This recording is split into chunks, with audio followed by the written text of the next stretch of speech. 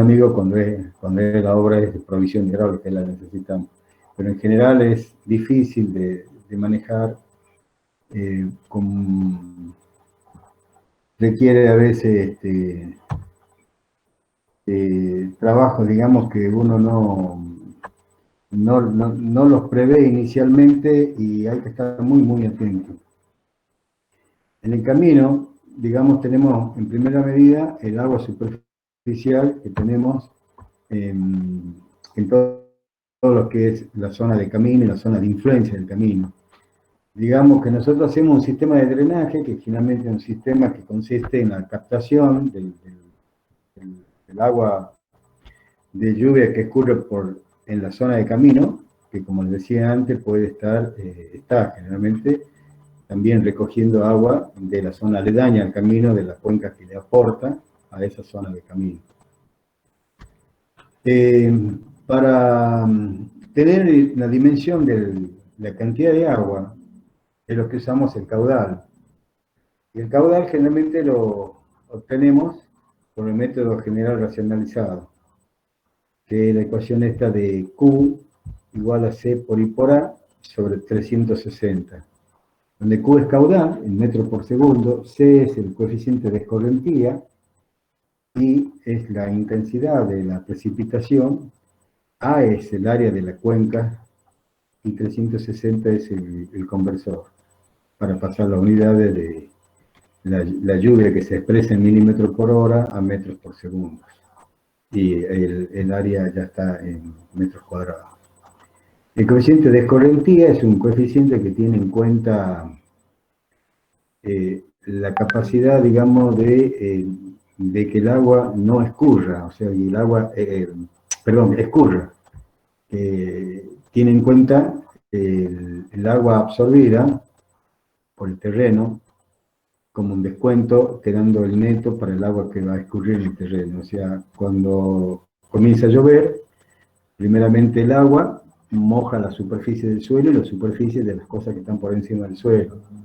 Llámese vegetación, árboles, construcciones, etc.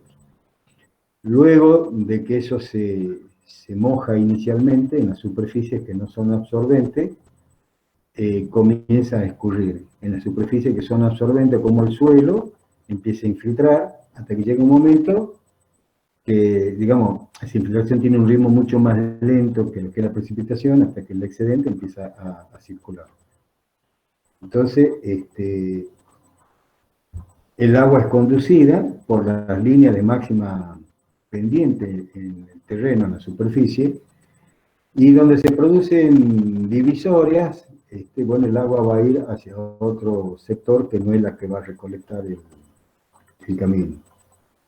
Entonces, lo que necesitamos es conocer el área de la cuenca, necesitamos conocer la precipitación, y necesitamos conocer y el coeficiente de escorrentía. El coeficiente de escorrentía, hay algunas tablitas que lo dan y que depende del tipo de superficie, digamos, qué tan absorbente es esa superficie, qué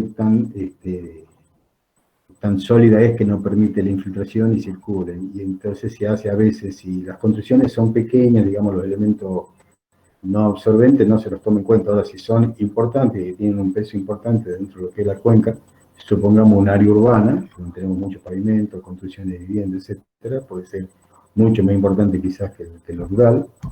Entonces, se toma ese valor del coeficiente como el que más abunda, o se divide en áreas de igual comportamiento, digamos, con superficies absorbentes y superficies no absorbentes, y se busca el coeficiente para un área y para el otro, y se hacen cálculos separados. En cuanto a la precipitación, esta depende del periodo de recurrencia, el tiempo en que vamos a tener o tenemos la probabilidad de tener una intensidad de esa magnitud que vamos a tomar en cuenta para la cuenca. Y eso tiene que ver con el tamaño de la muestra, o sea, la cantidad de tiempo en la que estudiamos la precipitación. Si yo, por ejemplo, dijera, bueno, la precipitación del último mes, y medimos acá es 0, no llovió nada. Si es del último año, no sé cuál es el valor, pero digamos Tucumán está arriba de los 1200 milímetros, 1500 milímetros. Hay años secos, hay años que puede haber caído 1200, hay años que pueden haber precipitado 1800. Entonces, si yo amplío la cantidad de años, voy a tomar extremos más secos y más lluviosos. Cuando más grande es el periodo de recurrencia, más alta va a ser la magnitud de la tormenta más importante.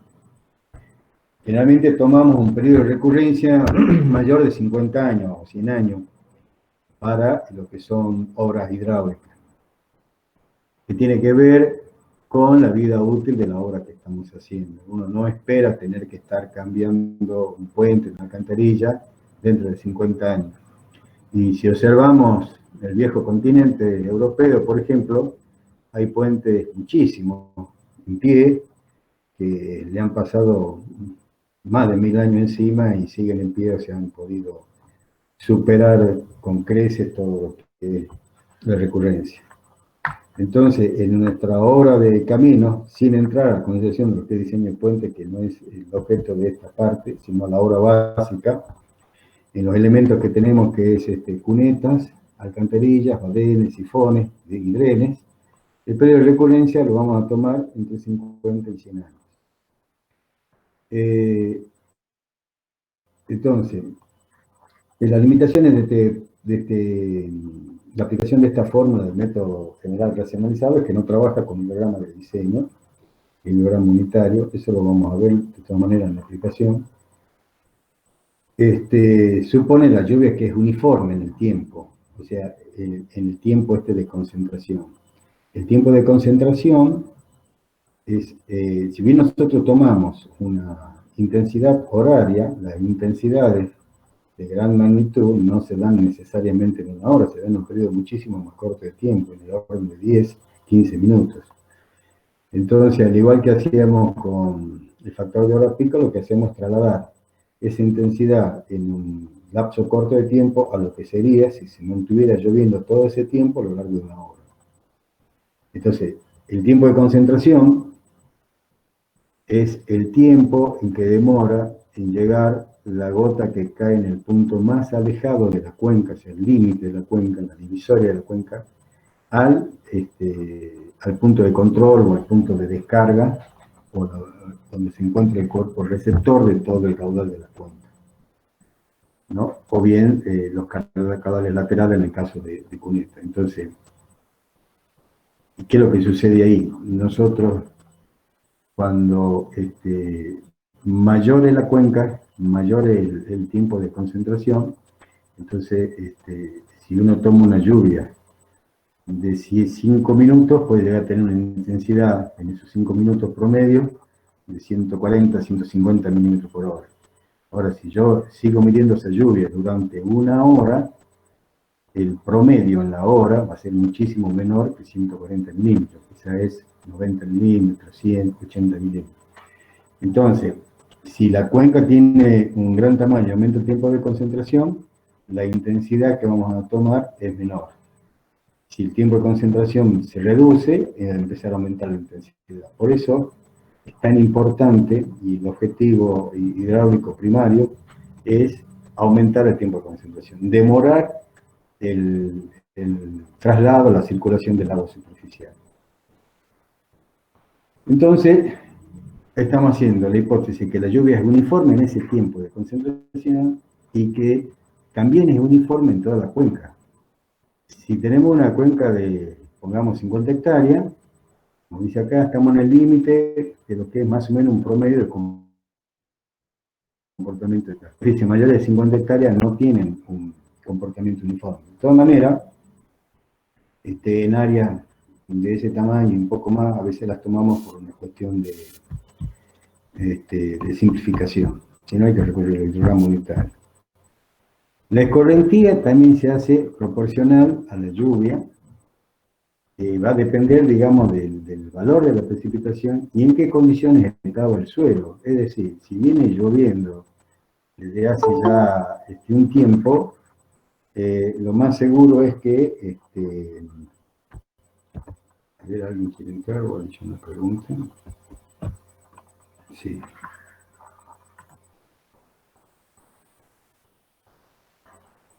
vuelvo a la presentación. Bien. Entonces, si viene lloviendo, supongamos, o sea, vamos al caso de hoy. Hoy estamos en sequía, llueve hoy, la infiltración va a ser muy importante y la escorrentía no va a ser lo mismo que si viniera lloviendo desde hace 3 o 4 días, donde ya está todo el suelo húmedo y las primeras capas ya están infiltradas y saturadas de humedad, ya no permiten fácilmente el ingreso de nueva agua de lluvia. Ahí, eso es lo que dice acá, ¿ve? Ignora la retención inicial en la superficie, causa natural y artificial de CO2. Bueno, asume que todo el periodo de recurrencia, precipitación y recurrentía es homogéneo en toda la cuenca. Ese es el método general nacionalizado.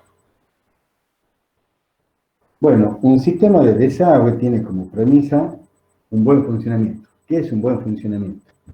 Un buen funcionamiento es que la velocidad con que circule el agua no produzca ni erosión ni sedimentación. Pero además, la demora en evaporarse del agua de lluvia hace aumentar el tirante del agua que circula, o el agua que se deposita en cuneta, o el agua que pasa por alcantarilla. El hecho de la demora en el escurrimiento hace de que aumente el tirante y eso puede producir el colapso o el derrame o la inundación, digamos, en la zona aledaña o el colapso de la obra de arte. Entonces, por eso es que buscamos rápida evacuación, pero evitando la erosión. La erosión es el traslado del suelo que hace el agua con el aumento de la velocidad. Tenemos que buscar velocidades bajas para que no se produzca la erosión. Y no tan bajas como para que no haya sedimentación. A ver si no se me mueve. A ver qué ha pasado con esto. Ahí está. No hayamos vuelto. Ahí pasó el gas. Bueno, estamos con el problemita de PowerPoint, así que sepan disculpar, no lo puedo usar como presentación y se traba. Bueno, el agua superficial, entonces decíamos, aquí vemos una cuenca, donde vemos una curva arriba que corta, digamos, en el medio a la curva de nivel 630 y corta también la cabina, o sea que esa curva envolvente en trazos sería la divisoria de aguas. Las líneas azules son los cauces por donde el agua se conduce y van tomando la línea de mayor pendiente y en esa consecuencia con eso van formando un cauce. En coincidencia con ese cauce ponemos un evacuador, que sería una alcantarilla para sacar el agua del lugar y poder permitir el paso del camino por encima del agua. A la vez, las líneas de trazos paralelas que se encuentran al lado del camino, que están en color rojo, igual que el camino, son los colectores. Esas recogen el agua y la llevan hasta elementos evacuadores, como decimos, que son las alcantarillas. Si el camino tiene que contar con un sistema de desagüe y sobre todo no debe modificar lo que estaba sucediendo con el manejo del agua antes de la construcción de la obra. Porque si lo modifica, se puede generar el problema de generar inundaciones y reclamos por daños que provoquen inundaciones, o problemas en los canales de riego y todo lo demás que se alimentan de las aguas de lluvia y que son fundamentales para...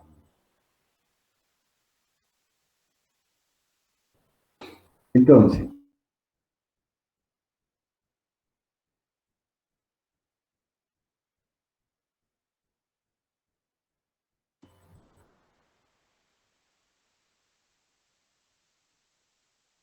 eso sigue el agua y sigue el agua y sigue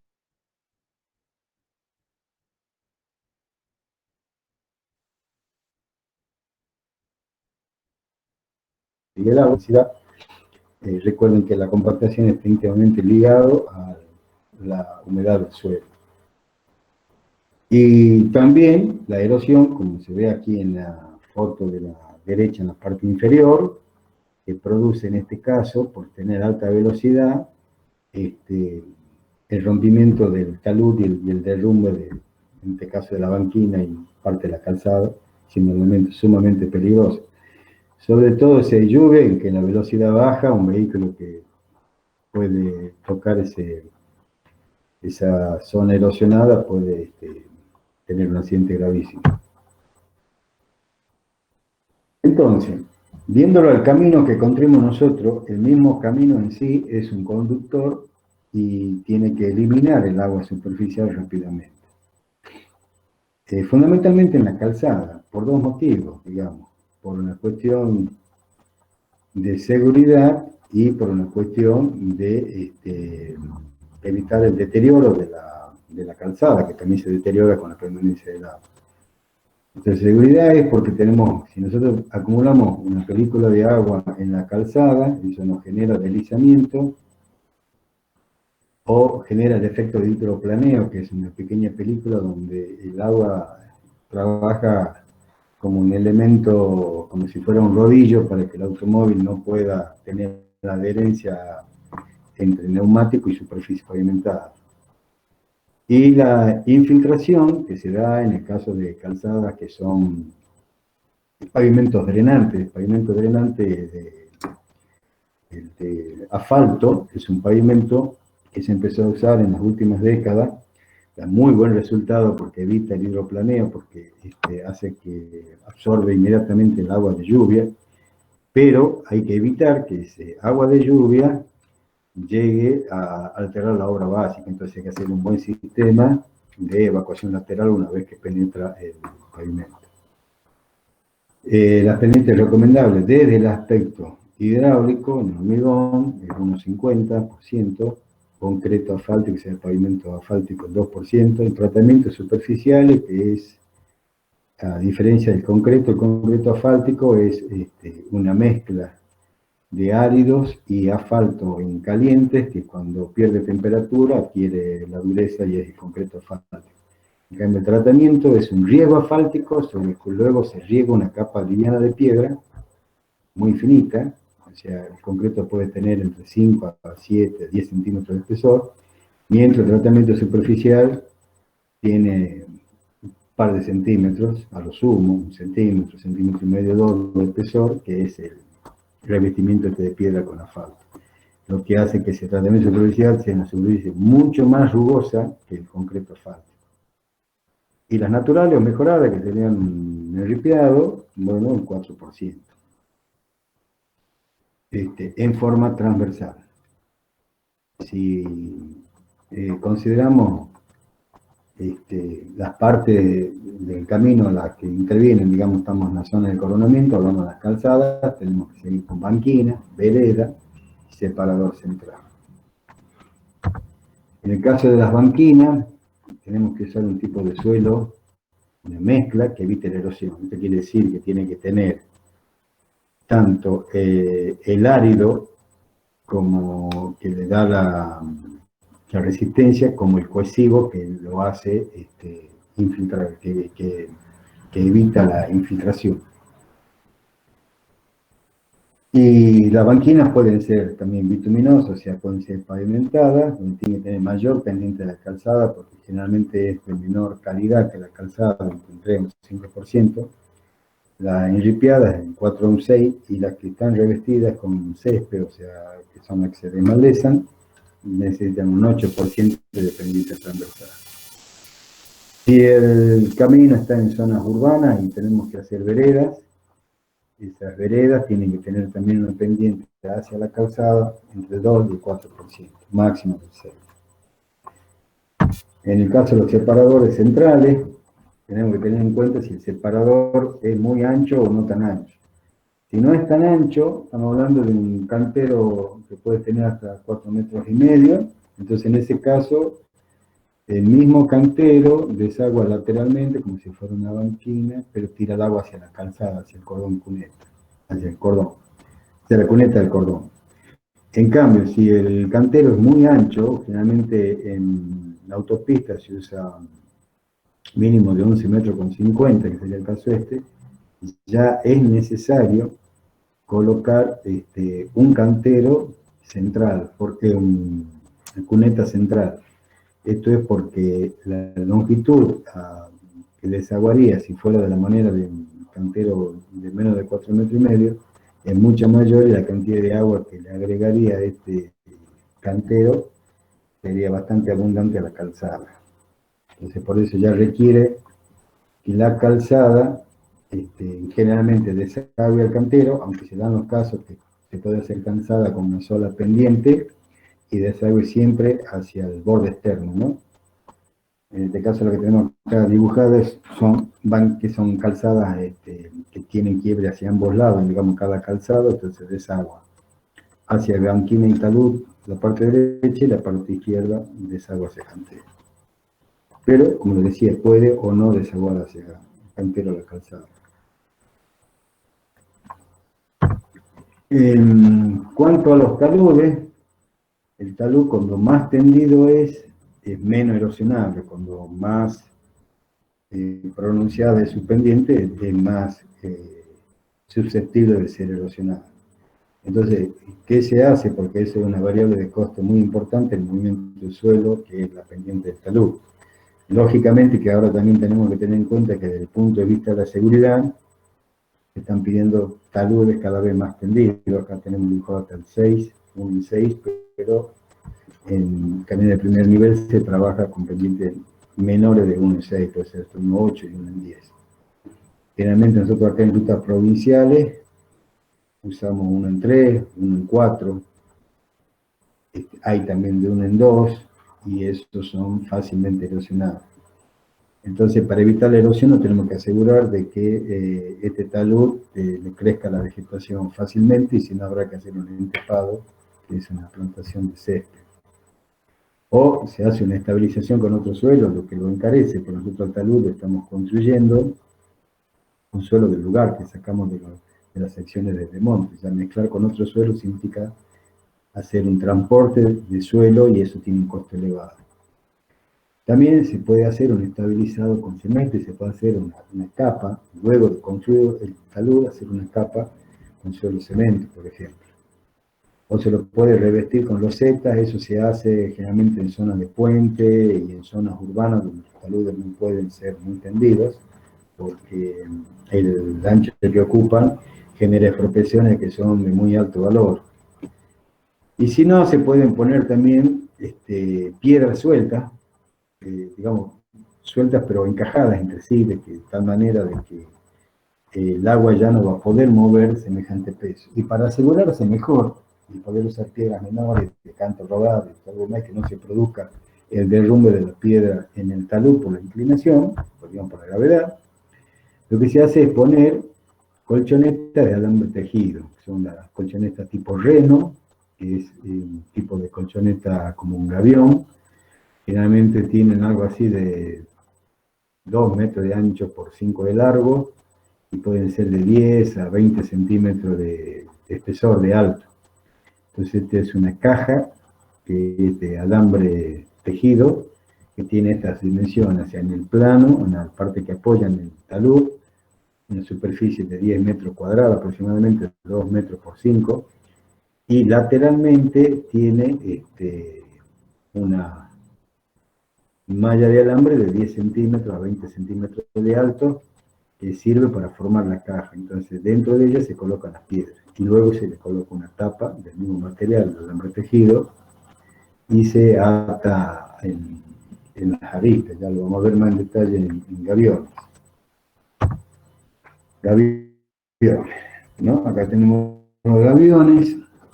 Digamos, la colchoneta es del mismo tipo de estructura a esto, nada más que son de las dimensiones con las que hablábamos. Acá estamos viendo gaviones,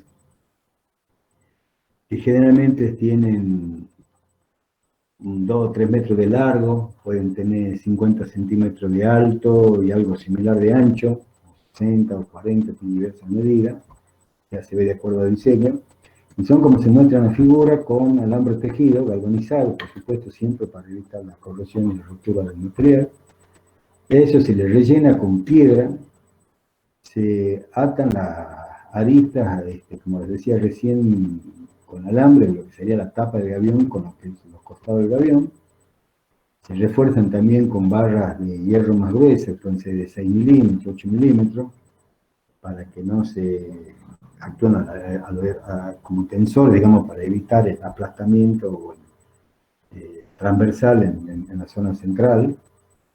Lo que tiene de bueno los aviones, y que, digamos, si esta estructura fuerte de hormigón y sucede una socavación inferior y se pierde material, se puede quebrar la estructura y dejar de ser útil. En cambio, el gavión, al ser de hecho de alambre tejido, tiene la facilidad de acomodarse a cómo se vaya deformando la base de pollo, por socavación o lo que sea. Las piedras que se colocan son de cada tamaño entre 10 y 30 centímetros, se tratan de acomodar en forma de ocupar todos los espacios posibles, con un buen encaje, lo que le da una alta capacidad. Esto se usa para proteger las fundaciones de puentes, se utiliza las pilas de puente, los estribos de puente, y sobre todo haciendo la conducción, digamos, a lo largo del cauce, aguas arriba y aguas abajo de los puentes, para que actúen de manera de evitar la erosión en la parte erosionable de las curvas, donde tiene mayor velocidad del agua, por la curvatura, por el mayor radio, y se las pone en forma opuesta a esa dirección, de manera que en vez de que se erosione, al contrario, van acumulando material de arrastre. Y como decía, tiene la facilidad de acomodarse entre la presión del agua y demás, lo que lo hace un elemento muy, muy útil, muy práctico y altamente duradero. Por otro lado, son muy fáciles de reparar, a veces por golpe de otras piedras y demás, los mismos alambres se rompen o se puede desarmar un avión por quizá ha sido infradimensionado para lo que tenía que soportar de esfuerzo, pero bueno, se vuelve a coser, se vuelve a acomodar la malla, si se rompe se parcha. O sea, es una cosa muy, muy útil. También se usan como elementos, digamos, de evitar las erosiones en las alcantarillas, tanto en la entrada como en la salida. Así que,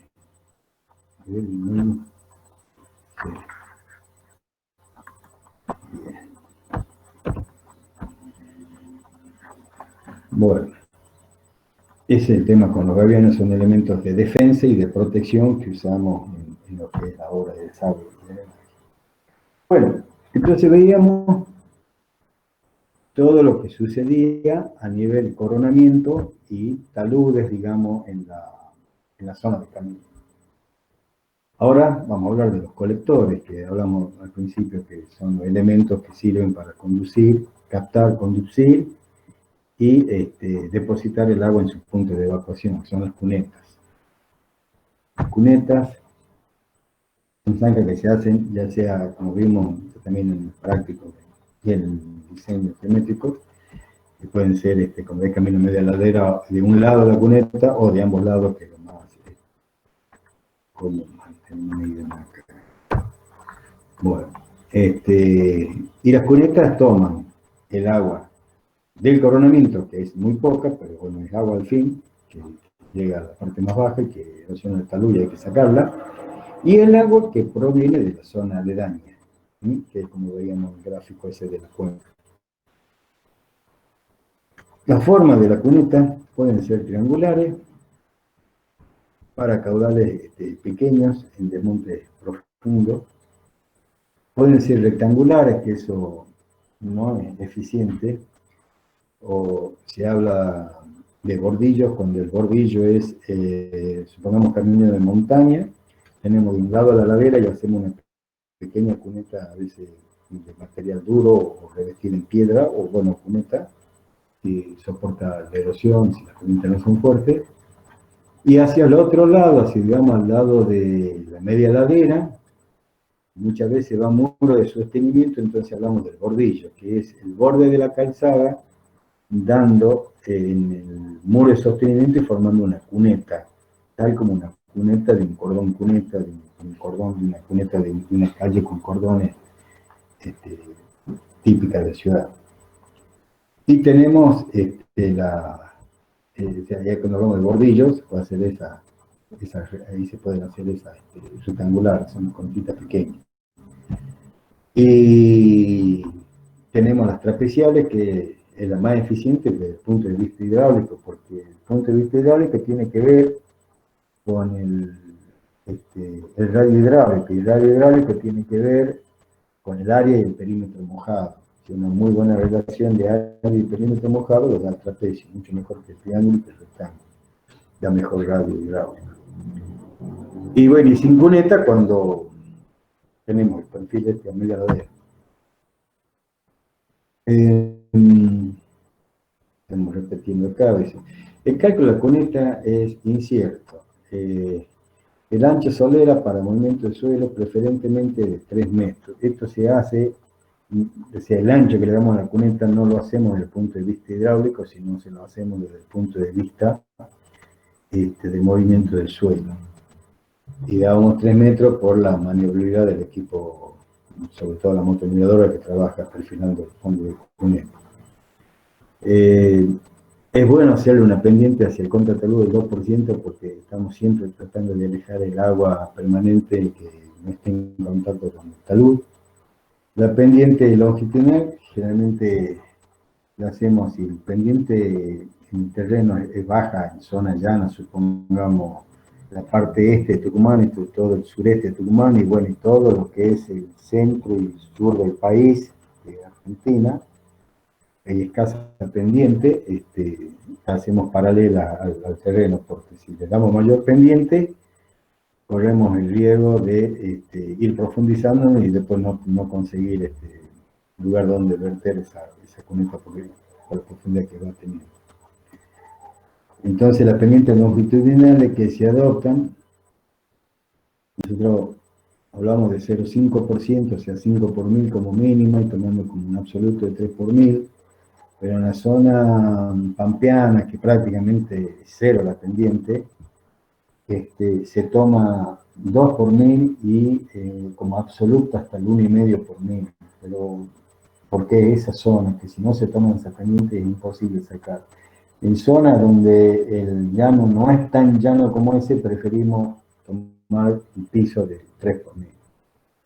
Eso como pendiente mínima, porque menos de esa pendiente, por las mismas deformaciones de lo que es un material que es construido con suelo del lugar, con equipo vial, no tiene una terminación como puede tener el pavimento, hace que la escorrentía se dificulte y se produzcan zonas donde se va depositando, se hacen lagunas y como les decía antes, eso luego produce una infiltración por ascensos capilares en el terraplén y lo daña el terraplén porque el aumento de la humedad le baja el grado de densidad o de compactación.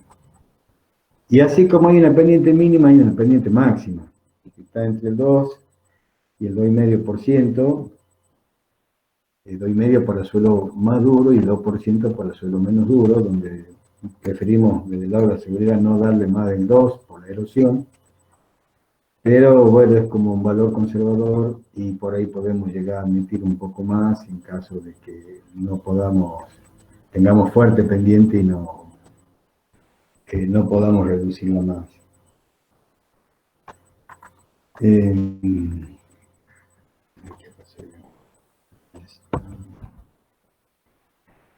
Bueno, para el diseño de la cuneta, como todo conducto, se diseña con la fórmula de Manning, conducto a cielo abierto, donde la velocidad es la raíz cuadrada del cubo del radio por la precipitación, por la raíz de la precipitación sobre eta, que es el coeficiente de Manning o el coeficiente de rugosidad. Es un coeficiente que está tabulado, acá tenemos algunos valores, para césped tiene el valor más alto, o sea, es más rugoso, 0,04. Ahí vamos a tierras con hierbas pequeñas, tierra alisada, mampostería sin regote, hormigón, 0,014. 0,014 es el 1,4%, es lo que es el coeficiente de rugosidad de mano. El radio hidráulico es igual al área de la sección sobre el perímetro mojado de esa misma sección. El perímetro se mide de lo que moja el agua, o sea que la línea horizontal de la altura del agua no forma parte del perímetro, sino las paredes que lo contienen. Con ese caudal, con esa velocidad nosotros lo que hacemos es verificar que no esté por encima de los valores máximos y y sí también esté por encima, sí, ahí de los valores mínimos. Tiene que ser mayor que los mínimos y menor que los máximos, para que no se produzca ni sedimentación ni erosión. Ahora, si tenemos el caudal de la cuenca y queremos saber si va a pasar, va a ser conducido por esa cuneta, lo que hacemos es aplicar la fórmula caudal igual a velocidad por área, entonces nos queda caudal igual a área por la velocidad que era la fórmula de recién, y de ahí sacamos el caudal. Entonces, podemos tomar las secciones que habíamos previsto desde el punto de vista constructivo y del diseño geométrico y verificar si es capaz de conducir los caudales que necesitamos conducir. Aquí hay que tener en cuenta que si nosotros tenemos mucha velocidad, por ejemplo, un factor para bajarle la velocidad al agua puede ser bajar la pendiente de la cuneta, y lo que a veces no se puede, y sí podemos aumentar el ancho de la solera, o sea, de la base del trapecio, de la cuneta, porque si nosotros aumentamos el ancho, baja el tirante, se baja la altura. Y cuanto más bajo el tirante, es más bajo el radio hidráulico y más va a bajar la velocidad. Son las dos formas de poder bajarle la velocidad a la cuneta. Aumentando el ancho de la solera, para que baje el tirante, para el mismo caudal, o bien cambiando la pendiente de la cuneta.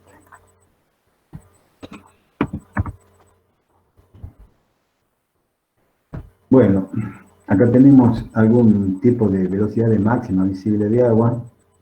Dice que para arena fino o limo, poca o casi nada de arcilla, entre 0,2 a 0,6 metros por segundo. Si no, ya produce erosión. Si la arena es arcillosa, dura, puede aguantar más velocidad, llegando hasta casi 1 metro por segundo. Si el terreno ya tiene vegetación, ya aguanta 1,2 metros por segundo. Arcilla, grava, pizarra blanda con cubierta vegetal, sea suelo impermeable o duros, estamos hasta 1,5 metros. En hierba llegamos casi a los 2 metros por segundo. Si ya es un conglomerado de rocas y demás, podemos llegar a 2,5 metros. Hablamos de mampostería, tenemos por ejemplo la cuneta revestida con mampostería o lajas o piedras, digamos, planas, podemos llegar hasta 4,5, eso siempre que sean de corta duración, ¿no? Y si fuera revestida en hormigón, podemos llegar hasta 6 metros por segundo. Los criterios para el diseño son que la velocidad sea menor que esa velocidad admisible, y a menor altura, lo que decíamos, da menor perímetro mojado, entonces da menor velocidad y es mejor solera ancha. A menor intensidad, o a menor, perdón, ahí el I es dependiente, también da menor velocidad. A mayor rugosidad, o sea, si también, perdón, eso no lo he dicho recién, esta manera de bajar la velocidad es cambiando el coeficiente de rugosidad. Para cambiar el coeficiente de rugosidad, tenemos que cambiar la superficie. Si podemos poner césped, por ejemplo, de algo que no tenía, entonces también le bajamos la velocidad. Lo que hay que tener en cuenta acá que el proceso no sucede inmediatamente. Esto quiere decir que podemos hacer un control progresivo de la erosión haciendo inversiones progresivas. Digamos, en primera instancia invertimos la ruta y luego plantamos, ponemos la semilla para que crezca el césped o la hierba que se haya elegido, para bajar el costo inicial de la obra. Y a medida que transcurre el tiempo, o a veces, en el caso de Tucumán, el simple paso del tiempo hace crecer hierba hasta piedra, porque nosotros hacemos un camino y en 6 meses tiene hierba. O sea, si bien no lo tiene inicialmente, lo va a tener en 6 meses y no es necesario estar haciendo el gasto inicial. En general, hay que evitar las zonas que son erosivas, hay que evitar la reducción de, o sea, la tala de bosque, hay que evitar y frenar la tala de bosque. Hay que dispersar el caudal, esto es para que en vez de que caiga en un solo punto, sea receptor la cuneta, que se distribuya a lo largo de la cuneta, entonces el caudal va aumentando progresivamente. Y hay que hacer en algunos casos obras para control, como rápidos, saltas, altos y rápidos para ir disminuyendo también la velocidad. Hay que mantener adecuadamente la zona. ¿Qué quiere decir eso? Bueno, que hay que hacer las limpiezas que corresponden para evitar, porque si bien la maleza es buena para reducir la velocidad, no es buena cuando hay en abundancia y ya se produce el anegamiento por la escasa circulación del agua. Como dice ahí, no permitir depósitos de materiales que perturben el sistema de desagüe. Maleza muy alta es un elemento que perturba. Lo que se puede hacer también son sangrías. Las sangrías son canales de conducción que cortan el agua, protegiendo que no llegue a la cuneta, digamos. Pueden hacer lo que hablábamos, retardadores, alto y rápido. Se pueden revestir las cunetas también.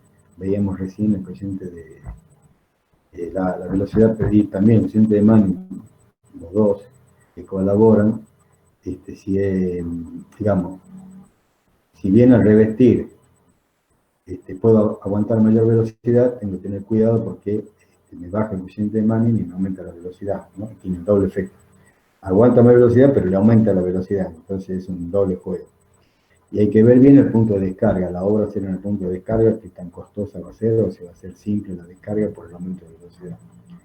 Las zanjas de guardia, que son zanjas que se ponen fuera de la zona de camino, en la zona, pongamos que estamos con una camino media ladera, entonces ponemos en la parte más alta, en la ladera de la parte más alta, para evitar que erosione el talud natural, muchas veces el terreno que llega al camino o el que hayamos hecho por corte, por desmonte. Entonces ponemos una cuneta de guardia, lo que hace que podamos captar el agua arriba en una zona más cómoda y evitar la acumulación de agua abajo, llevándola desde arriba a los puntos de descarga. Y también, bueno, los gaviones de piedra embolsada para la protección, ¿no? Para la erosión, como colchoneta o también como elementos disipadores de energía. Ahí tenemos. Bueno, las cunetas deben mantenerse mediante limpieza y remoción de por lo menos 2 veces al año. Esto es igual que las alcantarillas o a lo que deben ser los techos de una vivienda. Cosa que hago media culpa, lo hago bastante discontinuo y me genera problemas.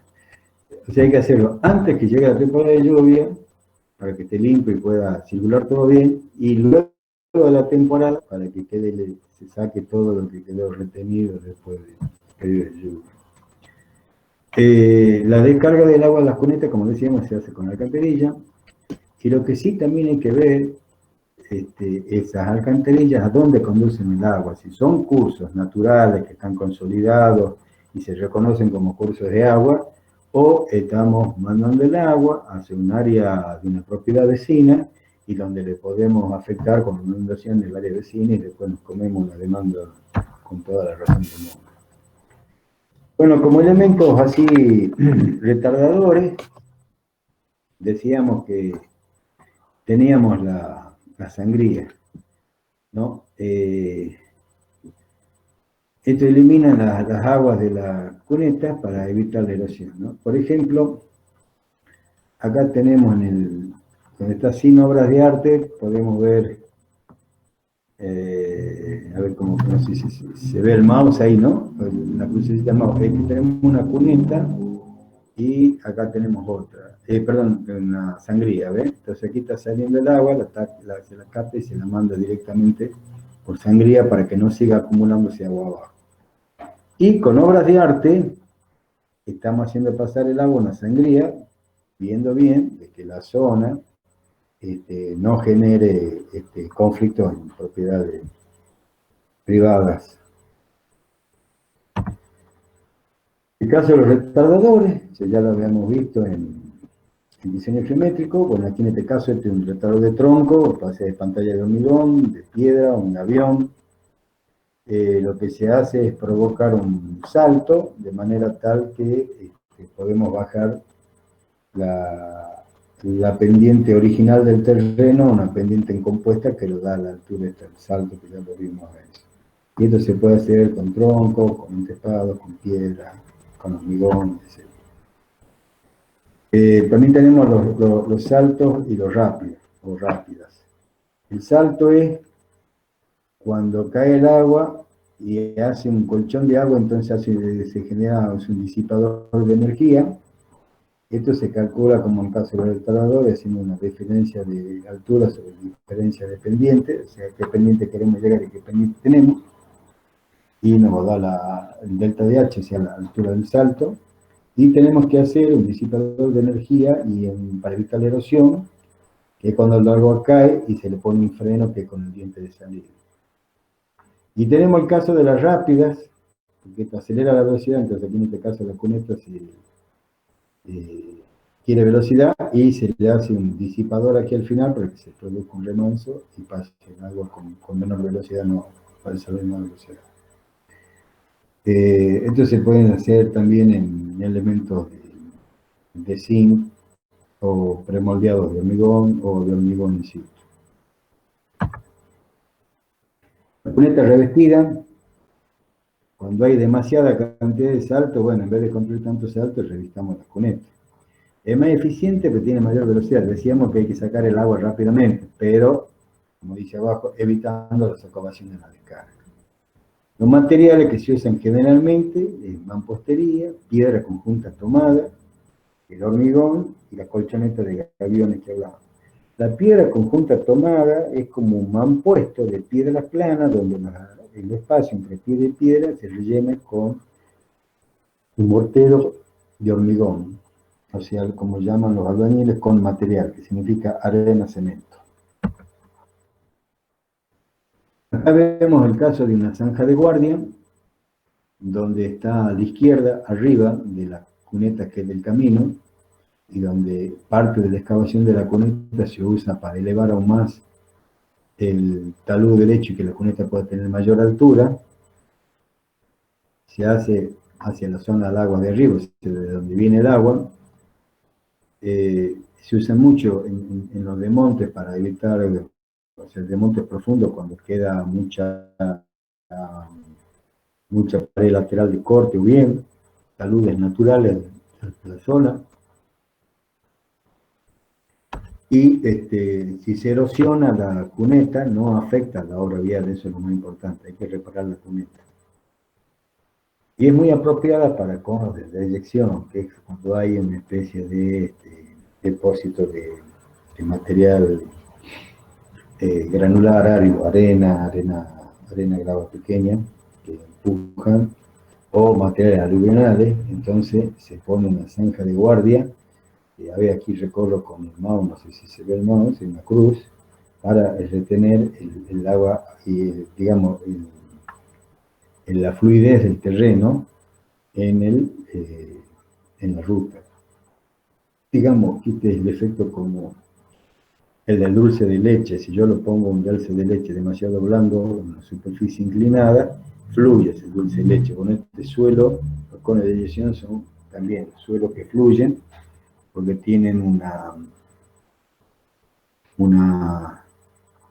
digamos, baja plasticidad y la pendiente hace de que se puedan desplazar como si fuera un líquido pesado. Ingeniero. Sí. En este caso, ese tipo de zanjas, digamos, ¿en qué lugar pasan, por ejemplo, al cauce natural, si es que hay uno? Y bueno, ¿Cómo lo hacemos? sí, tiene que llegar al cauce natural. Sí. Generalmente se hacen las obras estas de rápidas para llegar al salto. Se hace una obra escalonada, digamos, ¿no? Con rápida para llegar al cauce natural. Tiene que llegar al cauce natural. Bien. Va a la cuneta, se busca que vayan al cauce natural.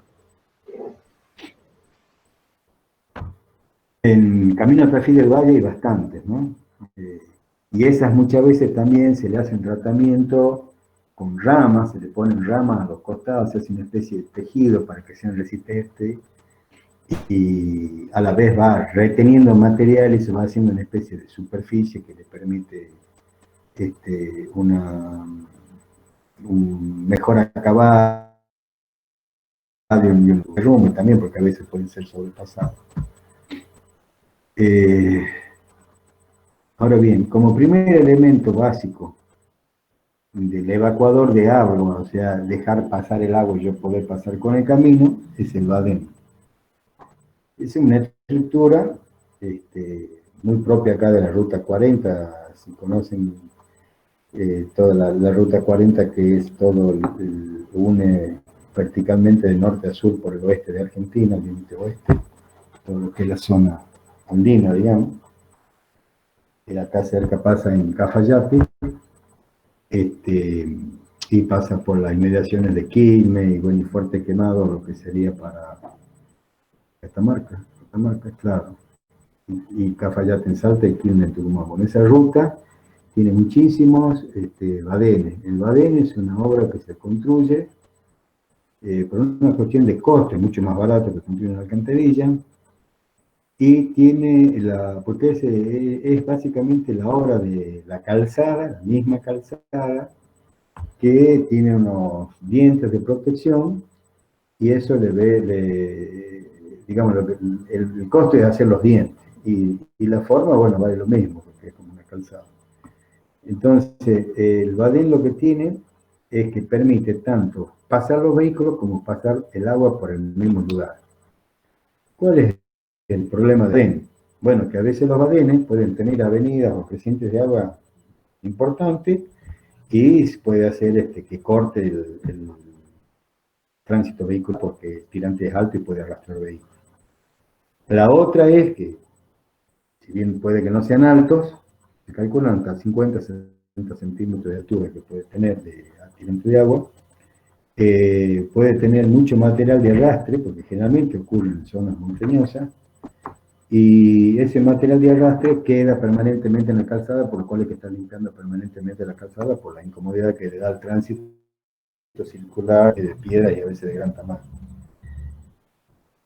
Se da mucho en zonas de montaña porque son para cursos de rápido crecimiento y rápida evacuación, que son, digamos, precipitan una zona, entonces en el tiempo de concentración, horas después, esa lluvia llega a cortar el camino, pasa por el badén para no cortarlo, y qué sé yo, horas después, o un día o 2 días después, ya no circula agua, lo que circula es mínimo, digamos, pueden ser 10 centímetros de agua luego de la crecida, y no hay problema. El problema nomás se produce cuando la precipitación llega al lugar con una precipitación de mucha magnitud. Pero da solución a las dos partes, pasa el agua y pasa el camino, es más barato. Ahora bien, los badenes generalmente pueden ser de dos tipos, el tipo simple, el tipo simple, lo que decimos en acá, de pie, en movimiento, pero es más que el badén en la obra.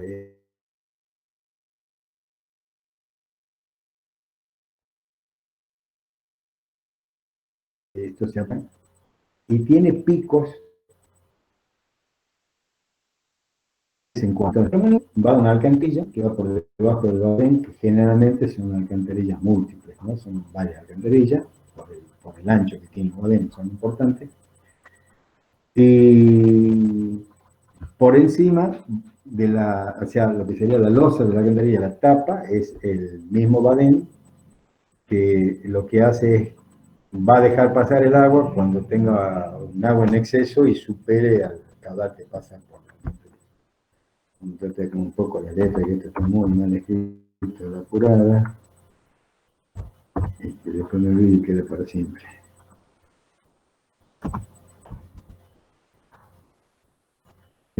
Bueno, como les decía, esta es una solución muy de zona de montaña, muy de zona que es seca y tiene lluvias de golpe, que no tiene agua permanente, no son ríos que tienen caudal permanente, solo cuando se ha ocurrido una precipitación o a veces cuando son desde hielos también ocurre. Aquí tenemos un badén simple, la rasante del badén coincide con el fondo del cauce.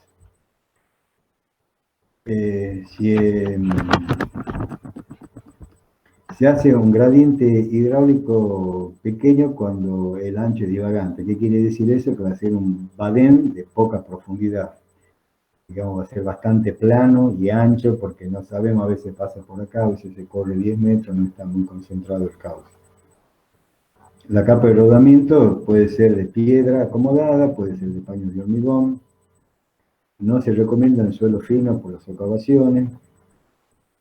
Bueno, se lo protege con gaviones, con enrocado, etcétera, de acuerdo al material de arrastre. Y también se pueden poner piletas de disipación a la entrada y a la salida. Y están los dientes para la socavación, para que el subarrio pase muy por debajo y no produzca el empuje hacia arriba y el descalce del badén. Generalmente, Boneto se calcula también con la fórmula de Manning, se usa, se calcula la velocidad y se calcula con el radio hidráulico, con área y perímetro mojado. El borde libre tiene que estar 30 centímetros por encima del nivel máximo esperado. Si lo observan en el dibujito de arriba, hay una línea indicando que ese nivel de agua máximo de 30 centímetros más es la coincidencia con los extremos, lo que estaría el borde libre. Las pendientes que tiene el badén son suaves, del orden del 8% en sentido longitudinal, para formar la curva del badén, pendientes que se encuentran para dar la concavidad, y transversalmente la pendiente es del 2%. La sección es generalmente triangular, como están viendo el de arriba. Ahora, si es muy grande necesita, o es divagante, necesitamos intercalar entre los dos tramos de pendiente de las dos losas estas, un tramo central que puede ser plano o una pendiente con algún tipo de inclinación, pero constante, es del orden del 2%, en sentido transversal, igual que el otro. También se puede, bueno, sí, también se puede hacer el mixto, que se construye de la misma manera, con las mismas características. Luego tenemos los drenes. ¿Qué pasa con los drenes? Tenemos ahora el agua, no el agua superficial que llega de una lluvia. Tenemos agua que se infiltra y luego es conducido por algunos mantos impermeables donde, digamos, ya no puede seguir la infiltración y esos mantos tienen inclinaciones como la mayoría de las capas geológicas de cualquier suelo que nos encontramos en el camino. Y donde hay un corte, supongamos un desmonte y a veces naturalmente tenemos derrame en la ladera o contra taludes, tenemos derrame de agua. Ese derrame de agua constante produce erosión en esta ladera o estos contrataludes. ¿Qué se hace para ese caso? Lo que se hace es intercalar o interceptar la corriente esa de agua que no está en la superficie, sino está por debajo de la superficie, con drenes. Y también el otro caso es cuando tenemos napa freática. Entonces, las aguas es para aguas subterráneas, son las que se infiltran y se van acumulando al encontrarse capa impermeable. La ladera y la napa freática. Esa aparece mucho en los terrenos ondulados, quebrados y montañosos. Las condiciones de pendiente permiten llegar al manto acuífero a bajas velocidades. Y el dren, que es lo que vemos acá en el dibujo de arriba, si ven la crucecita del mouse, es esta zona, donde se pone, se corta la circulación del acuífero subterráneo, o la napa. Acá tenemos el manto impermeable en este caso, y esto lo que hace es, como por gravedad, caer el agua y baja el nivel del manto impermeable, o sea, baja el nivel del agua. Este dren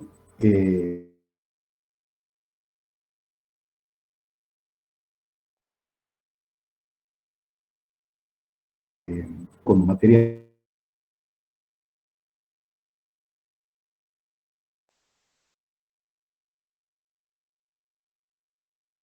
que hace que el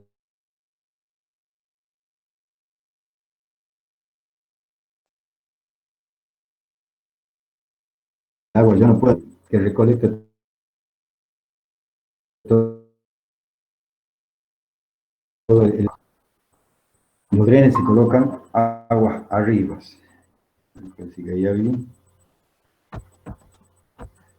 No. Bueno. Cuando es agua subterránea, aquí vemos en línea de trazo recta la napa freática original, y luego de colocar los dos drenes estos longitudinales, como baja el nivel de la napa para no afectar la zona de camino. Esto se usa en terrenos que son llanos o pantanosas. El agua subterránea generalmente no circula, digamos, no circula longitudinal transversalmente, pero sí se mueve ascendente y descendente el nivel, que se da de acuerdo a la estación del año o a condiciones meteorológicas. Por ejemplo, puede llover hoy, pero el acuífero se puede cargar quizá en 6 meses, 2 meses, un mes, un año, y recién llega el movimiento de la napa. Se dan sorpresas. A veces los aumentos son desmedidos. Hay lugares que no tenían y de pronto tienen. Hay lugares que dicen, no, acá la napa está a 10 metros y ahora está a 6. Hay casos como, por ejemplo, famosos aquí en la capital, de la construcción de una iglesia subterránea que se hizo en la iglesia esta San Juan Bosco, por calle Don Bosco, Córdoba y Avenida Mitre. Se hizo una construcción de una iglesia subterránea, se la construyó perfectamente, y luego hubo un ascenso de napa y la inundó. No sé, creo que se ha recuperado algo ahora, la verdad no sé, pero una obra se hizo hace más de 40 años, más 60 años, y quedó inundada cuando se la terminó.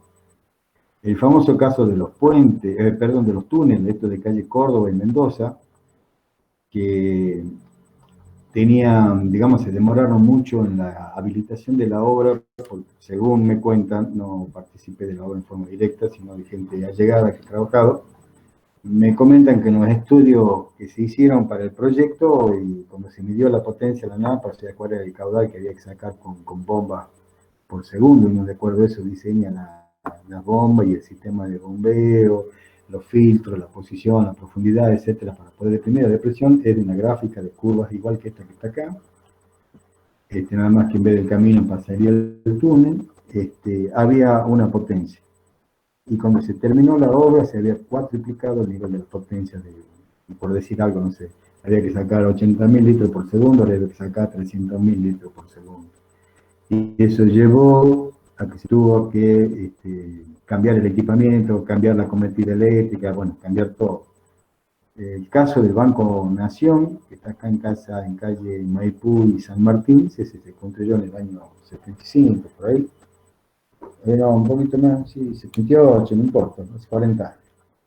Ese, al estilo de ciudades como Buenos Aires, que generalmente los edificios se hacen con mínimo de 3 subsuelos, que lo hizo con 3 subsuelos y se dieron con el temita a la napa. El proyecto se hizo en Buenos Aires, famoso estudio Sánchez Díaz Perote Ramos, vimos que hizo la Palacio de la Legislatura, cuestionado por Peli. Bueno, ese se dieron con la napa como sorpresa, que también era mucho más potente de lo que pensaban, y ese tiene colocado desde hace tiempo, más de 40 años, 3 super bombas que están constantemente, 2 bombean y una de repuesto, que bombean constantemente agua para tener secos los 3 subsuelos, o sea, para poder definir. Bueno, en el camino tenemos problemas similares, y la presencia de la napa nos va a producir, digamos, la deformación del camino por la pérdida de la compactación. En un dren tipo tiene un filtro receptor de material permeable bien graduado, que sería el relleno que se ve aquí con áridos de distintos tamaños, pero son generalmente tamaños que se cortan, como que de un mismo tamaño. O sea, capas de tamaños similares. No es una granulometría continua de mayor a menor en forma gradual, no. Hay 2 o 3 tamaños, 2 o 3 tamaños, 2 o 3 tamaños. Por ejemplo, yendo a comparación de un filtro de pileta de natación, lleva arena de uno o dos, o que queda entre un par de tamizas, o sea, es de un solo tamaño, es un solo grano, digamos, un solo tamaño. Generalmente se usa equivalente a arena 75. Después en el fondo abajo lleva el tubo perforado, que es el colector. Ese tubo va conectado, o forma un sistema de cañería, que van a una boca de descarga, siempre a nivel menor todavía, porque estos tubos tienen pendiente para poder sacar el agua y poder llevarlo a algún cauce. La zanja se rellena arriba, venda arriba el filtro con un material impermeable. Esto es para evitar que el suelo, por nueva lluvia o lo que sea, vaya penetrando en el filtro y lo vaya obstruyendo el filtro, ¿no? Bueno, y aquí se ve, en este caso, hay un manto impermeable, entonces la profundidad del dren es por debajo del manto impermeable y se pone el caño. Estos caños son de 10 centímetros a 20, 30 centímetros, no, creo que hay hasta 60 centímetros, generalmente son 10, 15 centímetros, no son tan grandes, y son cañerías perforadas por la parte del tercio inferior para poder absorber el agua que se va acumulando también por gravedad abajo. Aquí tenemos más enfocado lo que sería el asiento cuando el terreno es impermeable, lo penetramos al terreno impermeable. Esto durante la construcción, digamos, hay que evitar que el suelo esto se demorone o el suelo natural, lo que hace los límites de la caja del tren, se lo protege con lona y arriba también o telas plásticas para que no se contamine con otro suelo, para evitar el ingreso de materiales que puedan obstruir los filtros. En cambio, cuando está dentro y no hay un manto impermeable, o sea, el manto es permeable, entonces, bueno, va en algún lugar, va hasta el nivel que se quiera definir, que como mostrábamos acá, va buscando que la curva esta esté por debajo del nivel de la mapa freática y lo que nosotros queremos lograr con profundidad de afectación de la mapa. Bueno, este es el tren tipo. La profundidad colector 30 a centímetros, 1,40 m. Entre tubo y tubo, la distancia puede ser de 6 metros para terreno arcilloso y entre 15 a 20 metros para el suelo que son más o menos permeables, o sea, suelos más arenosos. La orientación es perpendicular a la línea mayor pendiente a fin de obtener la máxima pendiente transversal para el sistema colector. Cuando el suelo es más fino, el filtro es más fino todavía que el suelo. ¿Por qué? Porque no penetra ese suelo y lo obstruye. Ahora, si es muy fino el filtro, puede obstruir los orificios que tienen estos tubos perforados en la parte inferior. El material filtrante se le pone en dos capas. Una gruesa abajo, que esa va en contacto con el tubo, que esa prácticamente tiene agua, con árido y la parte de arriba, que es la parte de árido húmedo, digamos. El sistema, bueno, esto tiene un cliente de arena de 75 y aquí están los valores de los tamices. Ves que está cortado, por ejemplo, entre 3 cuartos y 8 para el tipo A, y 95.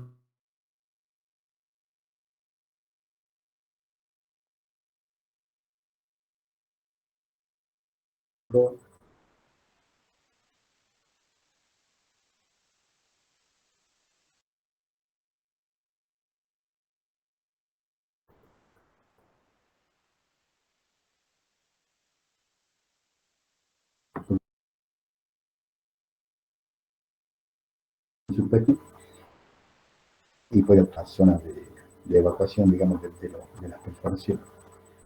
Bueno, eso que decíamos, que hay que proteger la zanja en el llenado para que no se contamine, y arriba hay que sellarlo con la arcilla, o la arcilla tiene la capacidad de ser impermeable, o con material bituminoso que tenga base impermeable para evitar que por la superficie filtre hacia abajo el material fino. Los tubos pueden ser de hormigón o de chapa, los diámetros de 10 centímetros, 60 centímetros. Las perforaciones son entre 4 y 10 milímetros en hileras paralelas. ¿Ve? Aquí tiene una hilera, otra acá y otra acá.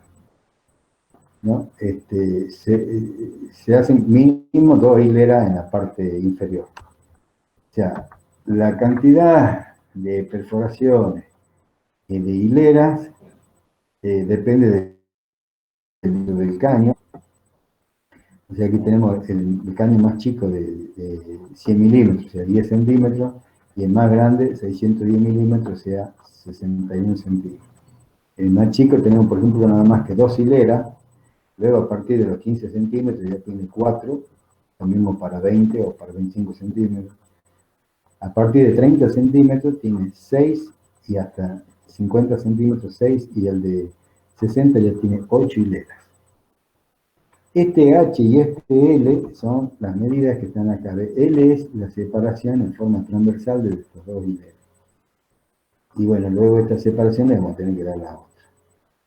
Y el H es la altura de la última hilera, digamos, medir siendo una horizontal por la hilera más alta, hacia el intrados inferior del K. Bien. Entonces, tenemos acá H de 46, o sea, si tiene 100 milímetros, están separadas casi 5 centímetros, en la parte inferior son 2 hileras nomás, y entre agujero y agujero, la altura no puede superar los 28 milímetros. Entonces, en vez de hacer perforaciones, también se pueden hacer ranuras. Las ranuras tienen que ser paralelas al eje.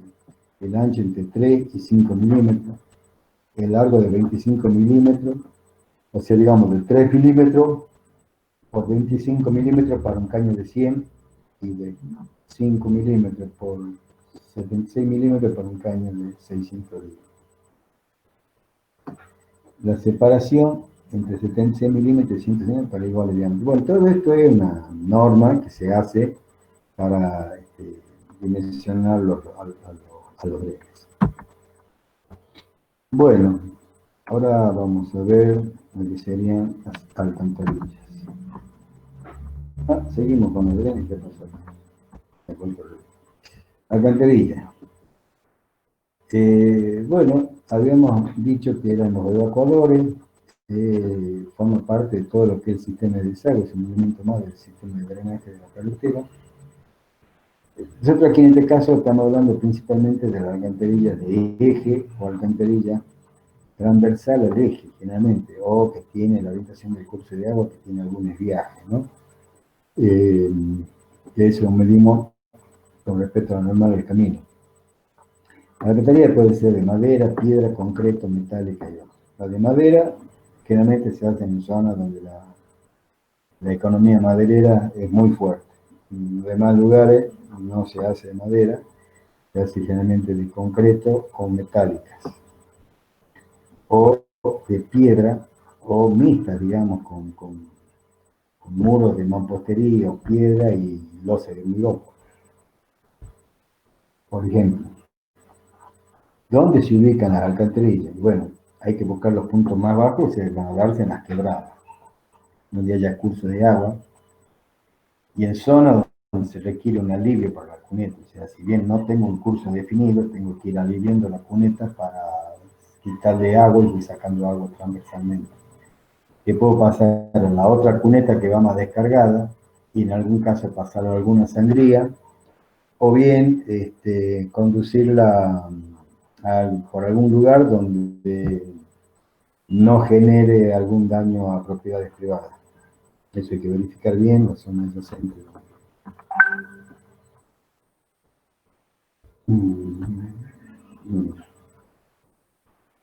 Ese mensaje. Bueno, las luces de la alcantarilla. Bueno, a ver, acá tenemos una zona de museo, vemos la alcantarilla.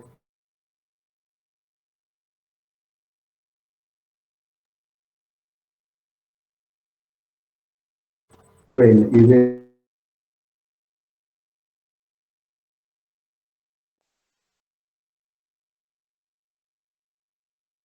vemos lo que es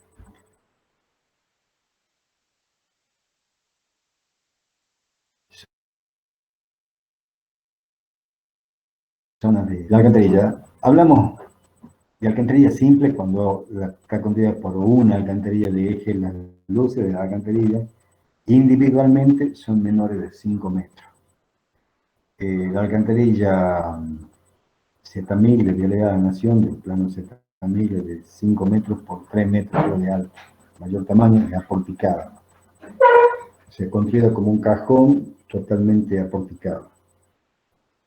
Ahora, cuando son múltiples, quiere decir que hay más de una alcantarilla que están puestas contiguas, una al lado de la otra, se puede llegar hasta una luz de más de 10 metros. Ya cuando pasamos 10 metros, estamos hablando de puentes, aunque hay baterías de alcantarilla, sobre todo en caños, en lechos de ríos, cuando los ríos no son muy caudalosos, pero sí son anchos, que llegan a tener mucho más que 10 metros.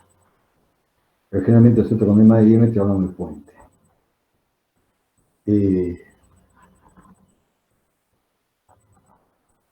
Si es mayor a 10 metros, habría que compararlo con la alternativa puente. La alternativa puente es muy cara frente a la alternativa de entrada. Pero bueno, por ahí puede ser que comparativamente ese costo con el volumen total de la obra no sea tan significativo. El largo del conducto debe cubrir todo el coronamiento. Cuando hablamos de todo el coronamiento, hablamos de calzadas y banquinas. Recuerden, cuando hablamos de diseño geométrico vial de zona segura, hablamos de las obstrucciones laterales. Entonces, la alcantarilla es un elemento que va en gran cantidad en cualquier ruta, va con muchísima frecuencia. Entonces, si nosotros, que hay, digo, muchas veces hecho, y sobre todo en rutas provinciales, rutas menores, y algunas rutas nacionales viejas, las nuevas, por supuesto que no, alcantarillas que solo toman el ancho de calzadas más 50 centímetros hacia ambos lados, que para poner los pretiles o los límites de la alcantarilla, que son las puntas diamantes que se ven a los extremos, los cabezales de la alcantarilla. Eso es malísimo porque cualquier auto que se sale de la calzada y que podría circular, al tener restringido el ancho ahí, o si va a la banquina, bueno, se mata, cae en el hueco de la alcantarilla. Por eso la alcantarilla debe cubrir la calzada, la banquina y más los 50 centímetros más. Por la frecuencia que tiene, si no es como hacerle perder capacidad al camino. La parte superior de la alcantarilla, o sea, la losa, no hay que usarla como capa de rodamiento. Para eso se hace, ¿por qué? Porque, digamos, el terraplén es tierra compactada y sobre eso va la calzada. Y el terraplén va también por encima de la alcantarilla, pero en los costados de la alcantarilla, o si yo hago una alcantarilla que llegue hasta el nivel de la ruta, voy a tener distintos grados de dureza y de firmeza por el mismo cajón que la alcantarilla frente a la ruta que apoyaron el terraplén, y eso a la larga la corta y me va a producir diferencias en el borde que van a producir la obstrucción de calzado, o sea, un obstáculo de calzada, un golpe del vehículo cuando pase por ahí, a veces sale de control. Entonces, lo que hay que hacer es la alcantarilla por debajo del nivel de calzada y hacer una carpeta de desgaste que va sobre la alcantarilla y forma parte de lo que es la calzada. O sea, la calzada como que sigue por arriba de la alcantarilla. En una obra promedio, el costo de toda la alcantarilla está en el orden del 15% del costo de la obra. Todo ese orden estamos hablando de un precio medio. Un camino de montaña, camino en zona muy accidentada, va a requerir mayor cantidad de alcantarilla, aumentará ese porcentaje. Y en zonas planas y de escasa precipitación, como hablamos de la zona pampeana argentina, esa relación va a bajar del 15%, quizás 12, 13 o 10%, dependerá de la ruta. Según la posición de la alcantarilla, puede ser de eje o transversal. Es transversal al eje del camino o de eje, porque va en el eje del camino, pero no con la dirección del eje, transversal al eje. Y las de acceso laterales son alcantarillas que van en el eje de la cuneta y sirven para hacer los caminos o los accesos a la finca, a las propiedades rentistas. Entonces, para que yo pueda pasar con el vehículo por encima de la cuneta, pongo una alcantarilla, son las alcantarillas de acceso laterales. La mínima dimensión o diámetro o bien altura de una alcantarilla, 75 centímetros. Esto es para que una persona aunque sea agachada, puede entrar. Hay que evitar esto, porque si la alcantarilla es corta, puede ser, o si la alcantarilla es muy larga, entrar a una persona a que limpie una alcantarilla y tenga, no sé, 15, 20 metros de largo es bastante inhumano y bastante duro. Entonces lo mejor es llevar a esa altura, por lo menos 1,50 m, 1,80 m. Si no podemos, bueno, tendremos que usar los 75 centímetros, pero muy, muy restringido y sobre todo tiene que ser corto, no tiene que ser tan largo. Las formas de alcantarilla, bueno, pueden ser circulares, rectangulares o abovedadas. Ahí estamos viendo una del tipo semicircular, donde el radio de la curva más amplia que la de abajo es del orden de 4 veces el radio de la parte de la bóveda de arriba. También puede ser en forma ovoide, digamos, o sea, una elipse vertical. La mejor relación de radio hidráulico es de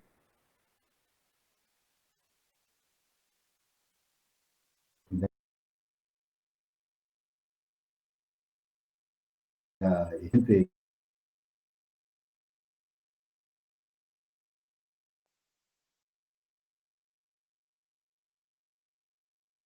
Entonces,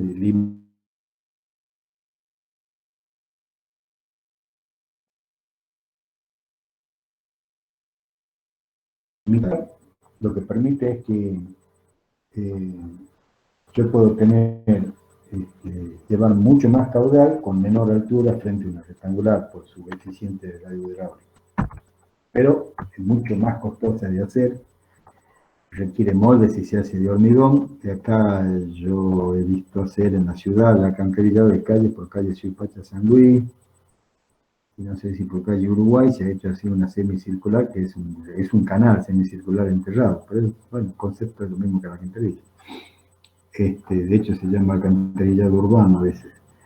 Y si no, son de chapa que son ya premoldeadas, prearmadas, que se venden de una manera tal que se arman como un rompecabezas, donde viene cada chapa con cada forma y vienen 4 o 5 modelos que son estándar. El hecho de ponerle cabecera muro de cabecera a la alcantarilla le aumenta la capacidad de descarga cuando esa cabecera tiene una embocadura muy conveniente. Previene la erosión de lo que sería digamos, la cara de la alcantarilla que da contra el talud, ¿no? Evita esa erosión. Disminuye el largo del conducto porque yo al poner el cabezal corto el talud en la altura máxima de la alcantarilla que evita de que tengamos que llegar hasta el pie de la alcantarilla, hasta el final. También el hecho de el cabezal me hace de anclaje, sobre todo cuando son muy inclinadas y ver deslizamiento de la alcantarilla. Entonces el hecho del cabezal y que tiene más profundidad, eso hace de que forme un anclaje. Y tiene mucha mejor apariencia estética con el cabezal. Ahora, ¿qué tipo de cabezal hay? Bueno, hay un muro perfectamente plano, perpendicular a la alcantarilla, que sería un muro de vuelta, o está toda una embocadura hecha con muros de ala, que son muros que entran en la mano. Acá vemos a la izquierda el muro de vuelta visto de frente. Acá se ve el talud, cómo lo corta, que es esta curva redonda que hace el talud, y quedaría así, y este muro de frente. Entonces se hace, cuando las terraplenes son vascos, cuando la alcantarilla es pequeña, y cuando hay un fuerte pendiente en el conducto. Si no, recorremos a la más clásica, que con muros de ala, donde los ángulos van de 30 a 75 grados respecto al eje de la alcantarilla. 30 grados, digamos, que sería más o menos como con respecto al eje, es el valor de mayor eficiencia. El 75 ya se está aproximado a de vuelta que tiene 90 grados. Y también cuando no tiene cabecera, ¿cómo se resuelve el extremo? Generalmente este es el caso en la alcantarilla de calle. o se hace pasar el caño hasta el encuentro de la alcantarilla con el pie del talud, que es el caso de la izquierda, o se hace el corte biselado con la inclinación del talud, se le hace el corte de la alcantarilla. Estas son más bonitas, son más costosas. ¿Cómo se las emplazan las alcantarillas? Bueno, acá tenemos un caso de cauce, por ejemplo, el caso 1, acá la alcantarilla prácticamente coincide con el cauce, ahí tiene mayor longitud y se observa la entrada y la salida.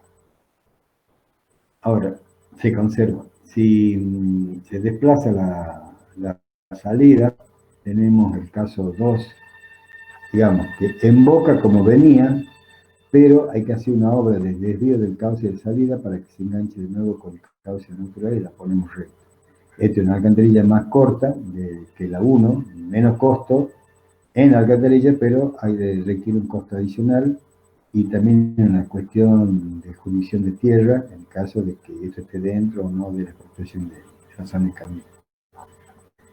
Y bueno, y esto tiene un mayor recorrido, lo que le da también menor pendiente, menor velocidad al agua, pero también puede dar más sedimento, ¿no? Y habría que hacer un canal a la salida. El caso 3, el caso opuesto, mantengo la salida, pero cambio el lugar de entrada, o divido para la entrada. En este caso, puede requerir mayor tamaño por la pérdida de velocidad. Y bueno, cuando se desplazan ambos puntos de entrada y de salida, tenemos el punto 4, o sea, desviamos el cauce hasta un punto medio, tanto a la entrada como a la salida, y ponemos la alcantarilla perpendicular al cauce. Para que pueda entrar perpendicular al cauce, 100% sería la más corta, sería el caso 4. El caso 3 también la tenemos perpendicular, pero solo tenemos un desvío. Y en el caso 2 también tenemos otro desvío, que en el caso 4 tenemos 2.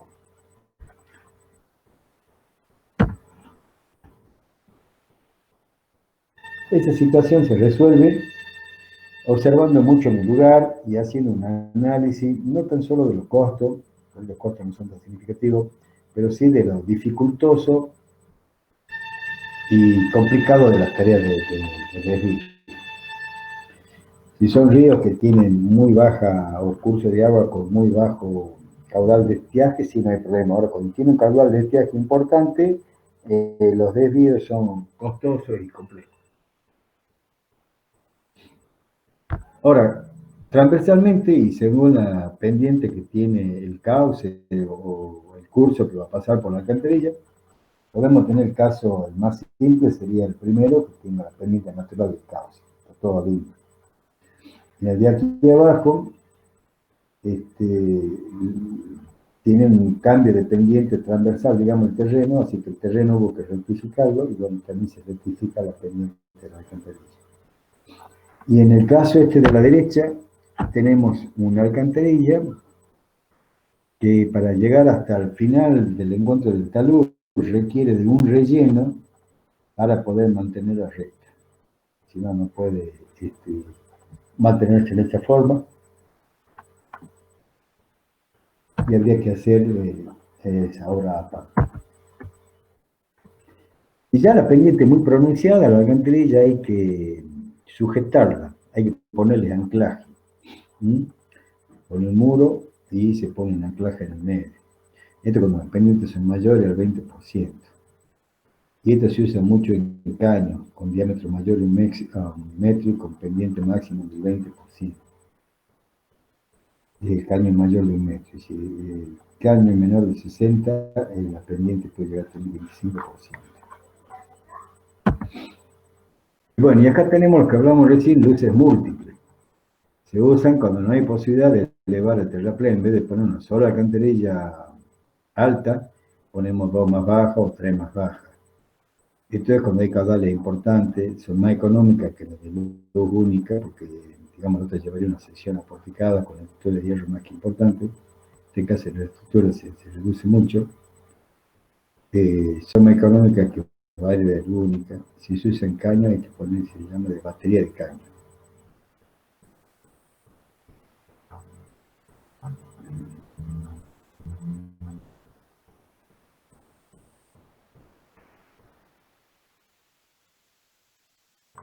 Si se pone, se hablan de como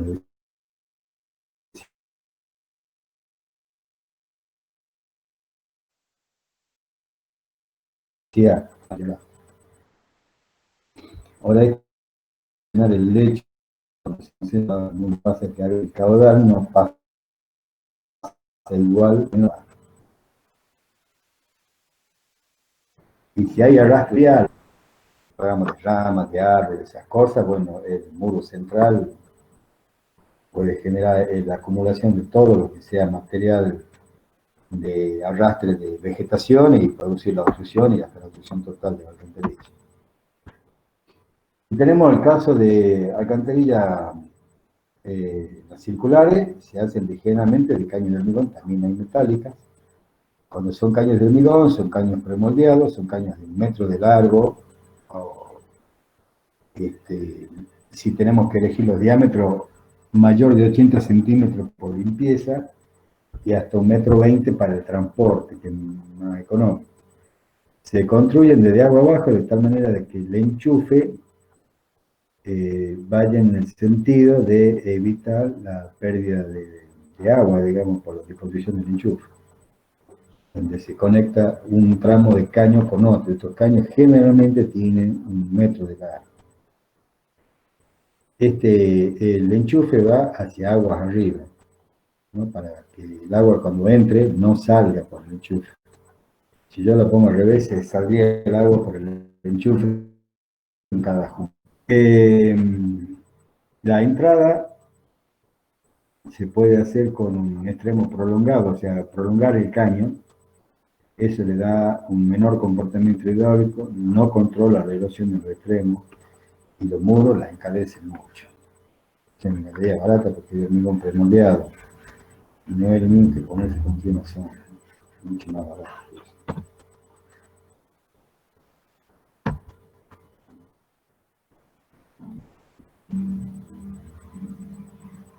Bueno, la pendiente menor de la fundación, digamos, estamos viendo el caso en la alcantarilla en batería de caño, múltiple de circulares.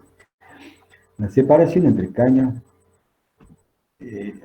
acá entre caño y caño, tiene que tener un mínimo de 40 centímetros. Esto es para poder compactar, si no, no se podría compactar el suelo por debajo y que llega hasta la parte resistente. Aquí se hace, en este caso, se le hace una compactación diferente a la parte inferior esta que está dibujada aquí abajo.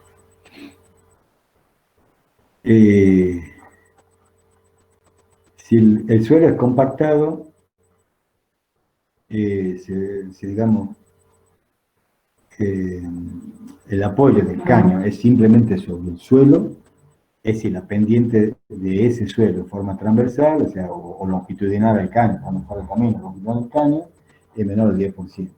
Si la pendiente de la alcantarilla es mayor del 10%, ya hay que hacer un asiento de hormigón, hay que hacer un contrapiso de hormigón para que apoye el caño. La profundidad es 30% del diámetro exterior bajo cota de fundación y 10% bien apoyado. En roca excavar igual, más 30 centímetros de ancho a cada lado. El relleno hay que hacerlo con tierra o granular fino en capa de 15 centímetros de compactación. Esto es para evitar poner piedra grande que la puedan dañar, ¿no? O sea, es un granular fino o tierra. Se va haciendo en capa de 15 centímetros y hay que compactarla en forma simultánea a ambos lados para que no se produzca el desplazamiento de la alcantarilla. Los caños de chapa ondulada de acero de cobre, o sea, cincado, en ambas caras curvadas, tienen el tamaño de la onda, son caños corrugados, en función del el diámetro que va a dar. Para caños más chicos, entre 60 centímetros y 1,80 m, la ondulación va entre 7 centímetros, va de 7 centímetros por 1,3 centímetros. Y el espesor es de 1,6 a 3,2, es el espesor de la chapa. Esa ondulación se aumenta a 10 centímetros por 2 cuando los caños aumentan de 1,50 m a 3,20 m. Y el espesor ya se va, bueno, se mantiene igual que el otro, viene como se En cambio, para caños bóveda, la luz va de 2,20 a 2,50. La ondulación también de 1,52 por 50 con el espesor, bueno, y así sucesivamente vamos cambiando las dimensiones en función del diámetro, del tamaño de la canderecha. Aquí vemos fundada la montaña en terreno apto, lo que se hace es compactar una zona que viene dada por tirar un ángulo de 45 grados desde el centro hasta en coincidencia con la capa que tendría hasta el asiento, hasta el punto de contacto, y de ahí se baja. Se forma este asiento, este que se compacta en forma uniforme, a ambos lados del caño, bueno, se compacta para que y luego todas las compactaciones, todas estas capas se hace a ambos lados del caño en forma simultánea. Si en cambio el terreno es inestable, además de hacerle este asiento de suelo compactado con un ratio 380 al 85%, se hace una capa de hormigón o contrapiso, que puede ser también de grava o piedra partida, que equivale a 3 veces el ancho del caño.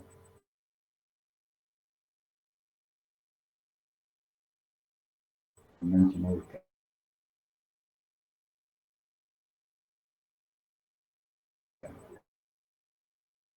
Ya una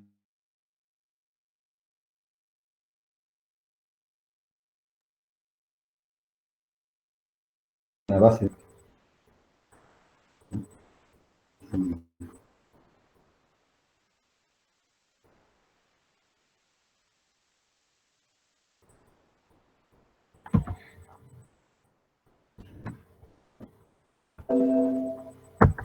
Bueno, si son caños bóveda de chapa en terreno apto, se hace una base de asiento también con material granular, donde se le aumenta un poco más de lo que es la luz del caño para que apoye la bóveda. Y también se hacen capas de 15 a 20 centímetros que se va haciendo simultáneamente a ambos lados y con una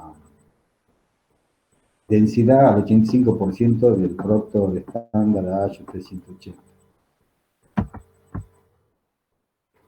Si son abovedadas en terreno inestable, bueno, va a la base de grava igual que en el otro caso. Y si va en terreno rocoso, ese contrapiso se reduce al ancho de la alcantarilla bóveda más 30 centímetros. Bueno, la tipo cajón. Esa es la más común, es la O41211, la que por excelencia usa vialidad. Tiene un tablero de losa hacia la parte superior, es una losa de hormigón armado. Los estribos, o sea, son los muros verticales, pueden ser de hormigón armado, pueden ser de hormigón simple o pueden ser de mampostería.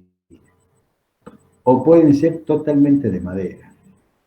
Generalmente con muros de cabecera se hace. Y puede ir con o sin platea de hormigón. Y bueno, esto tiene todo un plano tipo donde da las dimensiones y las explicaciones de cómo se construyen este tipo de alcantarillas. Si tiene la pendiente mayor del 0,5%, ya hay que poner una platea que se erosiona fuego. Si la pendiente supera el 15%, hay que hacer la fundación escalonada, o sea, el apoyo escalonado, no el fondo de la para controlar la erosión de las aguas. Con esta revestida que nos cuenta. Bueno. Aquí la vemos en corte longitudinal a la alcantarilla, o sea, transversal al eje del camino, y tenemos el tablero de la losa, el diente aquí que retiene el talud, y acá el famoso muro de ala y bueno, la alcantarilla.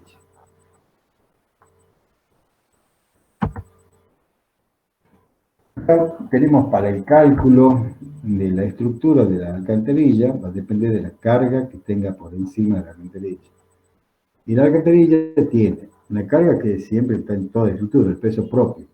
Tiene la carga que le agrega el terraplén, que está por encima de la alcantarilla, y también tiene la carga del tránsito. Lógicamente, a menor terraplén por encima, tiene mayor incidencia la carga de tránsito, y al contrario, a mayor altura de terraplén disminuye la importancia de la carga de tránsito. La combinación de ambas cargas se pueden sacar cuál es la carga total. Por ejemplo, aquí una línea esta que es una recta, es la carga que va aumentando el terraplén por la profundidad. En cambio, el tren de carga, fíjense que a menor ancho da una tapada mínima, que sería con el cálculo y a medida que voy aumentando la tapada, va disminuyendo la influencia de la carga de tránsito, del eje, de cargas por eje, peso por eje. Bueno.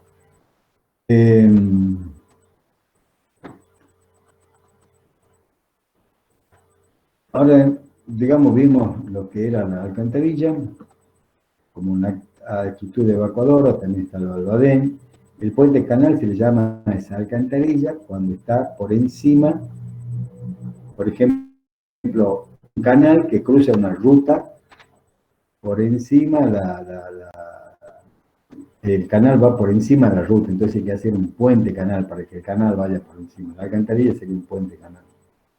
Y tenemos el caso cuando el cruce se tiene que hacer por debajo del nivel tanto de la entrada como de la salida. Hoy estamos hablando del sifón invertido. Pero no está el nivel del fondo.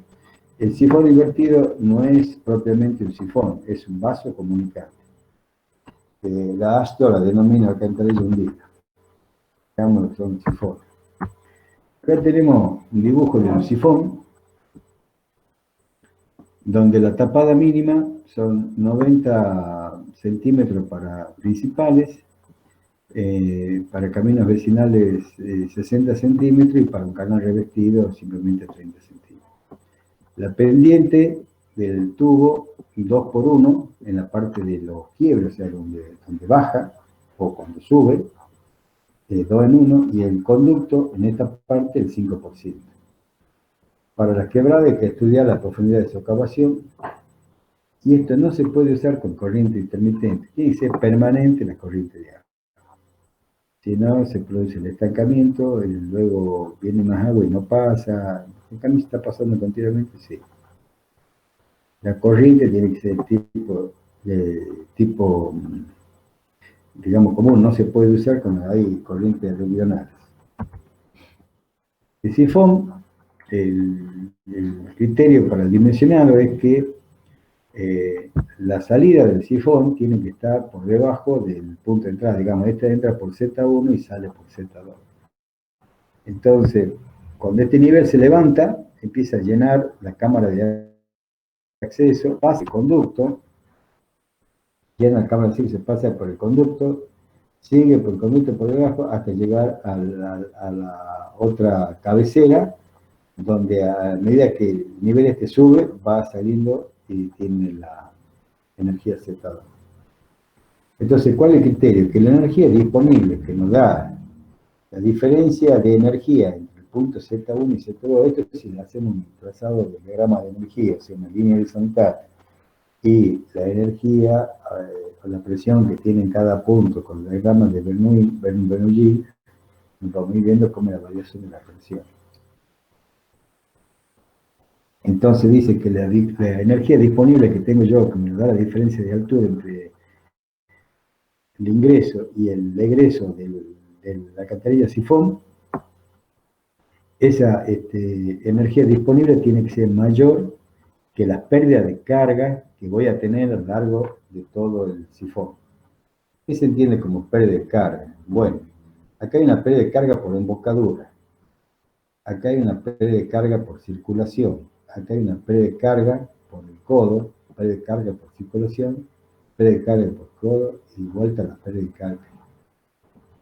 y de vuelta acá las P de carga por embocadura. Todas estas son las P de carga E1 y E2. Pero, como en el medio de todo esto,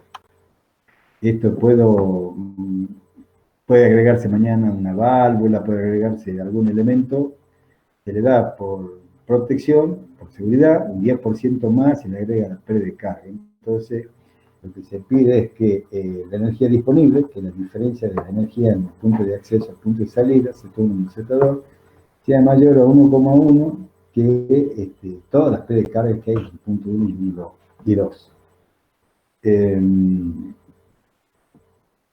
Bueno, a ver.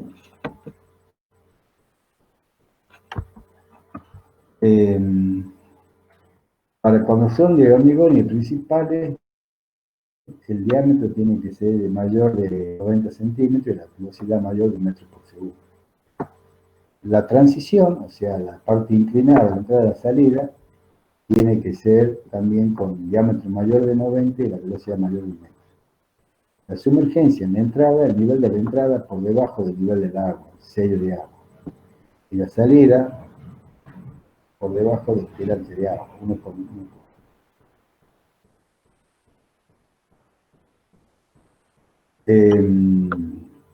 Los cabezales tienen que aumentar el borde libre 30 centímetros por nivel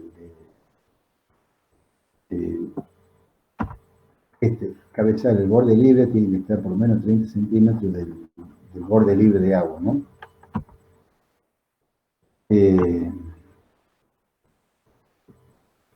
El diámetro del conducto se calcula con la velocidad de la siguiente. Si el sifón es corto y la transición es en tierra, 1 metro por segundo. Si la transición es en hormigón, 1,5 metros. Para sifones largos, en hormigón, la velocidad tiene que ser de 2,5 a 3 metros por segundo. Bueno, hemos terminado.